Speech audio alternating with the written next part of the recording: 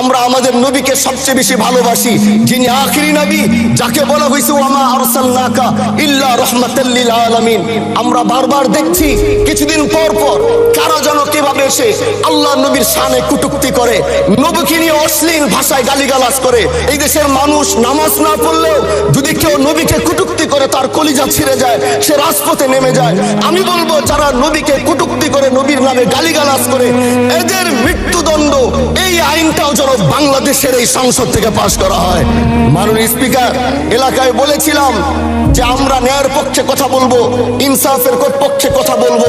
তখন অনেকে হাত ধরে বলেছিল, হামজালা ভাই জাতীয় সংসদে যখন যাবেন একটু বললেন হাদি হত্যার বিচারটা যেন হয়। ন্যায়ের পক্ষে কথা বলেছিল, ইনসাফের আওয়াজ দিয়েছিল। আমাদের মতোই যুবক মাননীয় স্পিকার, তিনি এই যে স্বপ্ন বলেছিল এক সুন্দর বাংলাদেশ করবার, রাস্তার ভিতরে সেই স্বপ্ন থামিয়ে দেওয়া হয়েছে। এই বিচার যদি না হয় তাহলে আমাদের মতো হামজালাদের নিরাপত্তাও রাস্তায় কেউ দিতে পারবে না মাননীয় স্পিকার। এই জন্য আপনার মাধ্যমে আমি বলতে চাই, হাদি হত্যার বিচার যেন সুনিশ্চিত করা হয়।